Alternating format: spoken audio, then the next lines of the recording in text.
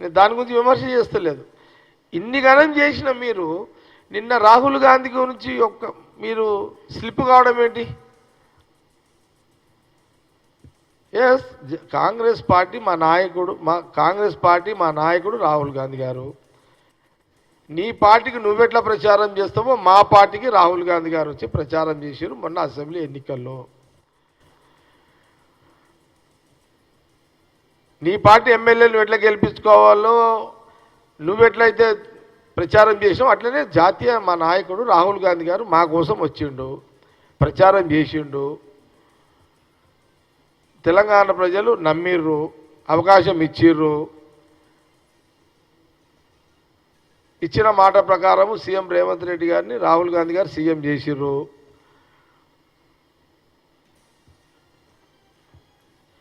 డబ్బులు లేకపోయినా రాష్ట్ర ఖజానా మీరు కుళ్ళగొట్టినా ఆ ఖజానాన్ని సవరించుకుంటూ పరిపాలన కొనసాగిస్తుండు.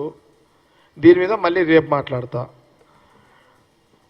ఈరోజు టాపిక్ ఓన్లీ దీని మీదనే. మీరు రాహుల్ గాంధీ గారి గురించి అనుచిత వ్యాఖ్యలు, తొందరపడి మాట్లాడ బేషరతుకి క్షమాపణ చెప్పాలని కాంగ్రెస్ పార్టీ కేసీఆర్ గారిని మీడియా ద్వారా కోరుతున్నది. కేసీఆర్ అంటే నాకు మంచి గౌరవము.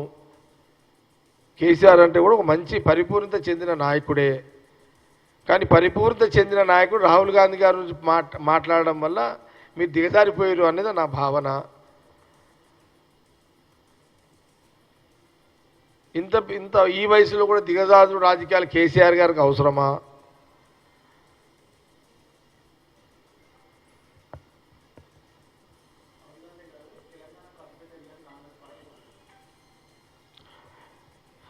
రాహుల్ గాంధీ గారి పట్ల కేసీఆర్ గారు ఎన్ని మాటలు మాట్లాడినా రాహుల్ గాంధీ గారి యొక్క కుటుంబము, రాహుల్ గాంధీ గారి యొక్క కుటుంబము, వాళ్ళ త్యాగాల నిలయము.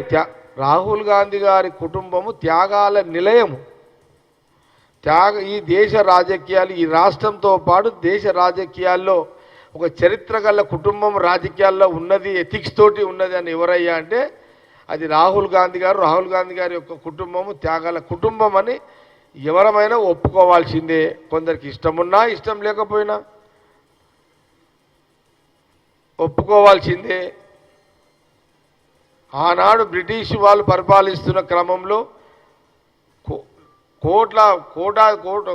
కోటీశ్వరు లక్షల కోట్ల ఉన్న మోతీలాల్ నెహ్రూ గారు స్వాతంత్ర ఉద్యమం కోసం మహాత్మా గాంధీ గారి యొక్క నాయకత్వం నెహ్రూ వారికి ముందు పెట్టి వాళ్ళ ఈస్తులు దారదత్తం చేసిన చరిత్ర రాహుల్ గాంధీ గారి ముత్తాతలు, తాతలు, వాళ్ళ తండ్రుల చరిత్ర ఉంది.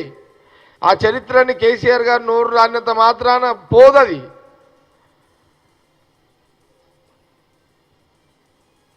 ఎందుకు కేసీఆర్ గారు ఇంత పెద్ద అనుభవజ్ఞుల రాజకీయ నాయకుడిగా మీరు ఎందుకు నోరు జారుతున్నారు? ఎందుకు తొందరపడుతున్నారు? ఎందుకు టెంప్ట్ అవుతున్నారు?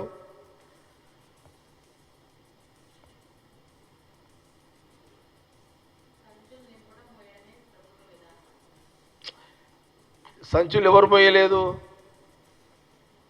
కాంగ్రెస్ వాళ్ళు మోస్తున్నామా? టీఆర్ఎస్ మొయ్యలేదా? ఎక్కడెక్కడ మోసారు సంచులు? ఎక్కడెక్కడ నిన్ను అన్నడికి వేశారు? ఎక్కడెక్కడ మొయ్యలేదు సంచులు? వాళ్ళు ఎక్కడెక్కడ పంపించారు? స్టేట్లు చెప్పారు. మహారాష్ట్ర పంపించారు, తమిళనాడు పంపించారు, పశ్చిమ బెంగాల్ పంపించారు, కర్ణాటక పంపించారు. అనేవరు ఇంకొకైనా ఢిల్లీకి కేజ్రీవాల్కి పంపించారు, ఒరిస్సాకు పంపించారు, పంజాబ్ పంపించారు. ఇవన్నీ జాగిరని ఇన్ని సంచులు పంపించారు మీరు. ఎక్కడి సంచులు ఇవన్నీ? మనము కేసీఆర్ గారు ఒక అనే ముందు ఒక బురదల రాయి, ఒక గుర్తులో రాయి అంటే నీకెన్ని రాళ్ళు పడితే అది చూసుకో.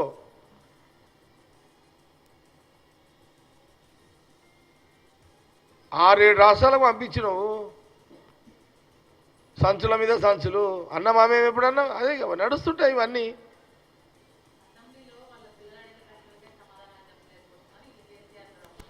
నేనేమంటున్నంటే అసెంబ్లీకి వాళ్ళ పిల్లలు అడిగే ప్రశ్నలు జవాబు చెప్తలేకపోతున్నాడు కేసీఆర్ గారు అంటారు కదా.